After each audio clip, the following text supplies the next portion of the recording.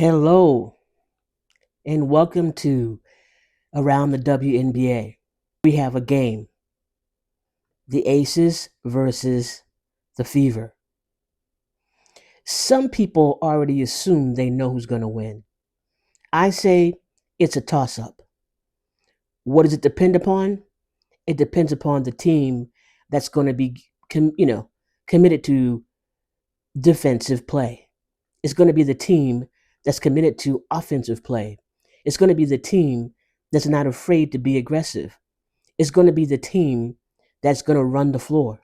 It's going to be the team that understands it's their responsibility to get buckets in the paint and the perimeter. So it's a toss up. Any given day, any given time, it could be either one of these teams. Let's look at some of the stats on these teams. In terms of team stats, Indiana is 83.4 points and Vegas is 79.4 points. Field goals percentage 43.8 for Indiana, 39.4 for Las Vegas. Rebounds, they're pretty much even, 33.8 for Indiana, 33.1 for Vegas. Assists, Indiana 19.3, Vegas 16.4. Blocks 3.7 for Indiana, 4.5 for Las Vegas. Steals 6.6 for Indiana, 7.5 for Las Vegas. Pretty much, like I said, I believe it's a toss up. I believe that any one of these teams can win. It depends on who has the most urgency about it, who's the most proactive, who's going to be actually producing on the floor. Right now we know that the Aces have had some losses back to back. We know the Indiana Fever just lost a game recently. And does that determine whether they're going to win or not? It doesn't have to. Could it affect people on the court? For some, it might. But does it have to? No. For Indiana, they have a 6-6. 6 wins, 6 losses. And they're at .500, and they have lost one game recently. For Las Vegas, they're 5 wins and 7 losses. They got .417 for percentage. Vegas Aces, they've had 4 losses recently and 1 win. And the last loss was to Seattle, and the score was 90-83. And for the Fever, their last play was with Valkyries, and they lost 88-77. After this game on tomorrow, they will be facing off again. They'll face off again on July 3rd and then also on July 24th. Now, who's going to be out? Right now, the Bonner, Dewana Bonner, is still out, and she's playing. It's going by game to see what happens with her. In terms of the Las Vegas Aces, Megan Gufferson is out until July 3rd, and Cheyenne Parker Tyrus is out until August 15th. One of the things that I want to talk about here too is this. It's going to take more than just Asia Wilson on the floor making the points. Her team's got to back her up. It's going to take more than just Caitlin Clark making all the 3-pointers and all the baskets.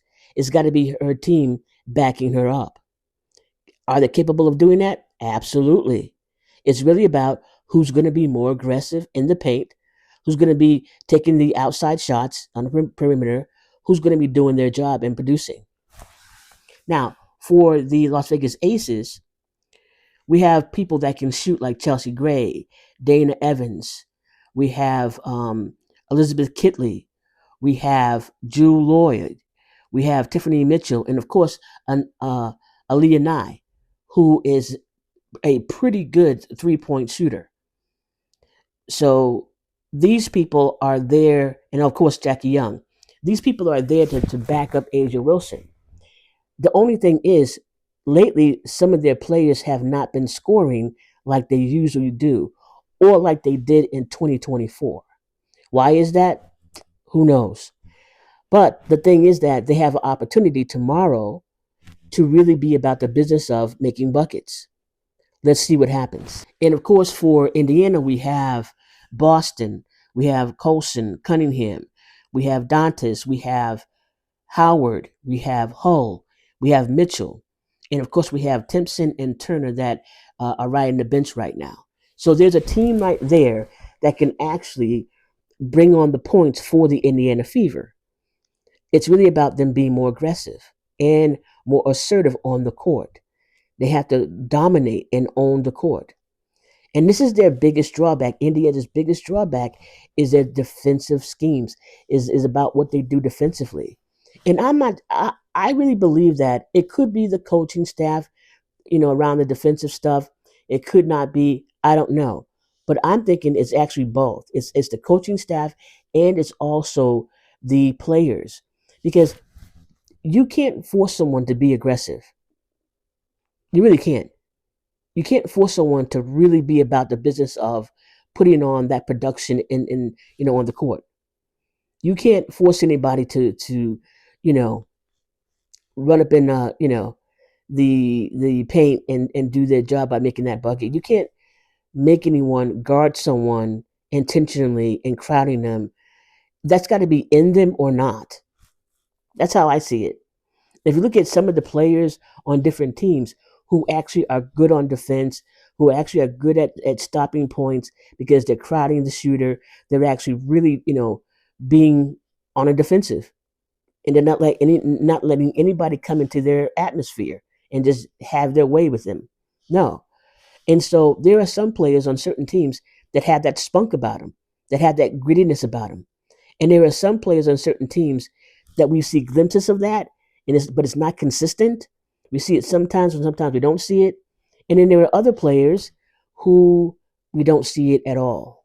And if we do see it, it turns out they're actually getting, they're fouling people and bringing them to the line, and that defeats the whole purpose. The key thing about defense is that you don't foul the person and bring them to the line. You want to keep them from getting the bucket. So these two teams have to be on point tomorrow. They can't play as business as usual.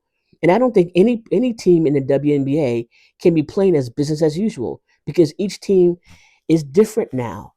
Each team is going through a transition. And in that transition, one day they might be up, one day they might be down.